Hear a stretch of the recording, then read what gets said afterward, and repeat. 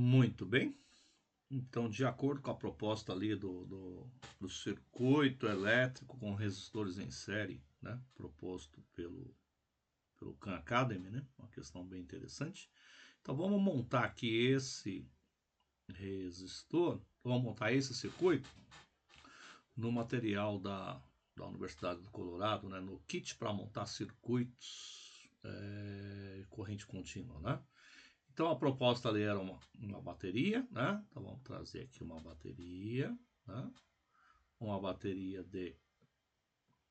é uma fonte de tensão com 20 volts, né? Então vamos mudar aqui para 20 volts. Aqui deveria ter algo que pudesse digitar logo de imediato, mas eu ainda não conheço muito bem. Mas tá lá, 20 volts, beleza. 3 resistores, né? Então R1, R2 e R3. Ou vamos colocar esse resistor aqui para facilitar a montagem do circuito. Já vamos montar o circuito aqui utilizando então os nossos fios condutores, né? Isso aí. Então, linkamos, conectamos então os fios aos resistores, que já está em funcionamento. Apenas precisamos modificar aqui a resistência, né, em cada um dos resistores, né, a resistividade, né. Então, o primeiro resistor foi dito então que tinha uma capacidade aí, que tinha uma resistência de 2 ohms, né, que foi chamado lá de R1, né. Então, vamos lá, vamos trazer aqui para 2 ohms, ok. O segundo resistor, 3 ohms. E o terceiro resistor de 5 ohms. Beleza. Então, vamos verificar aqui se os valores estão corretos. Perfeito. Vamos trazer aqui então, lembrando que aqui está os elétrons no movimento real, né? Mas normalmente nos livros a gente trabalha o convencional, né? Que é o sentido contrário.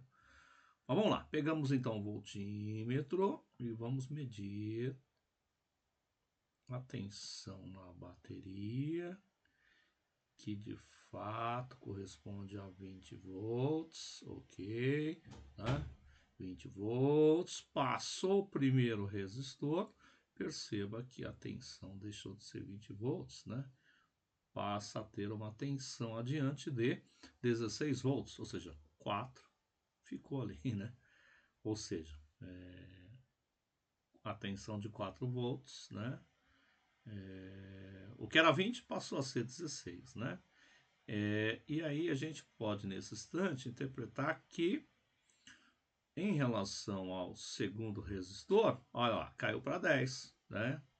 Então agora a gente tem entre o segundo resistor e o terceiro resistor. Então, o terceiro resistor, pode-se dizer que ele está se utilizando de 10 volts, né? Enquanto que o segundo resistor tinha uma tensão ali de 6 volts, né? E o primeiro resistor, né? Uma tensão de, trocar aqui a ordem, né? Vocês veem que está negativo, então significa que o sentido é contrário, né? Então, tá lá, 4 volts, né? Então, interessante observar que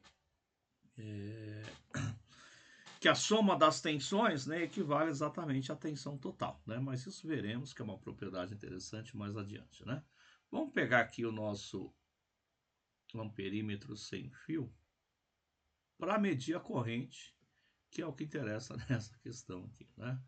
Então, nesse circuito em série, observamos que a corrente 2 A entre a bateria e o primeiro resistor. Passou o primeiro resistor, a corrente continua com 2 A, né? E aí observe que a corrente é sempre 2 A, né?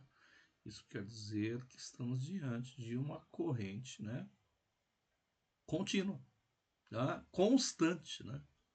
ou seja, sempre 2 amperes.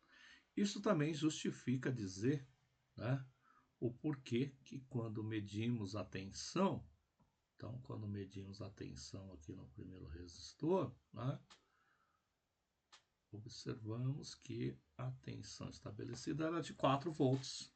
Claro, né, a tensão é a corrente vezes a resistência, né, ou seja, 2 vezes 2, 4, né, assim como observamos que no segundo resistor a tensão é de 6 volts. 3 vezes 2, 6, né? E, obviamente, fechamos com 10, porque 5 vezes 2 é 10, né? Perceba, então, que... Opa, fazer a leitura correta aqui positiva, é isso aí. Tá? Então, nesse instante, observamos que a resistência vezes a corrente, de fato, dá tensão, né? E então nós teríamos 4, 6 e 10, né? Onde 4 mais 6 mais 10 equivale exatamente a 20, né? Mas o que interessa nesse instante é a relação dos resistores, né? Então observamos que o R1 mais o R2 mais o R3 me dá um total aí de 10 ohms, né? Que seria um resistor total ou equivalente. Esse resistor de 10 ohms, vezes uma corrente que é sempre a mesma, de 2 amperes, dá exatamente 20 volts, que é a tensão total, né? Então, uma questão bem interessante, né? Fica agora um questionamento que veremos mais adiante, né? Como interpretar isso do ponto de vista das funções, né? Que é a parte de matemática que me interessa, né? Essa parte aqui do circuito eu aprendo bastante, mas fica aí, né? Para as especialidades, né? Um professor da área técnica aí falar com propriedade, né? Então, nosso próximo passo ali é tentar, e aí façam esse circuito, mas o nosso próximo passo aqui é interpretar como interpretar as funções envolvendo um circuito simples como esse, tá certo? É isso.